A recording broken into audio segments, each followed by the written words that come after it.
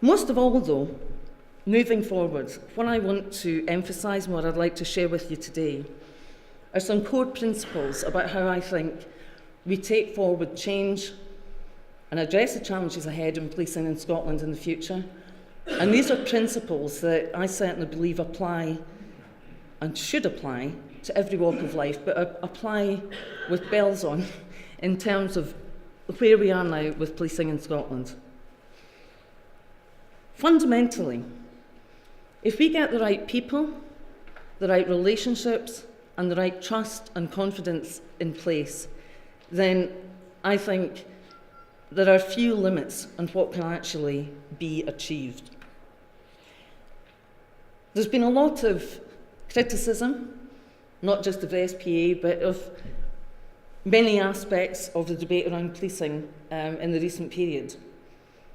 But I have to say, since I took on this position, or certainly since it was announced about a month ago, I have been really very touched and at times quite overwhelmed by the messages of support and goodwill that I've received, not just in terms of me and my role, but actually people who, in lots of walks of life and in lots of leadership roles in Scotland, really, really want to work as part of Team Scotland, if you like, in taking policing forward in the future.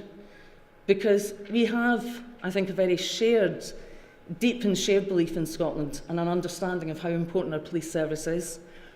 And for all the noise that there is in the system often, I think most people, given the opportunity, want to work to build on that.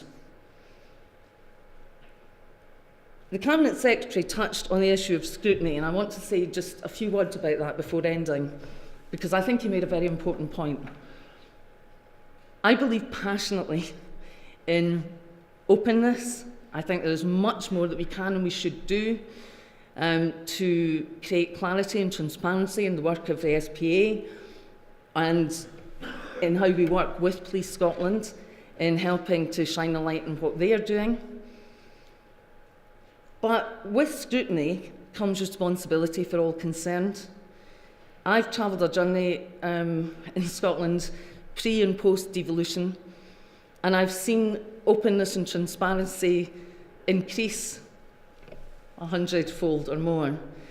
But I think we've still got a way to go as a country to actually make the best of that openness and transparency and to try and construct the sort of conversations, debates, and yes, scrutiny that really will take us forward in the future. And I think the SPA has a really important part to play in ensuring that we try and take that debate up a level in the months and years ahead, and you have my absolute commitment I'll try and do that. But fundamentally, I say again, I really believe if we get the right people and the right relationships in place, we can do that.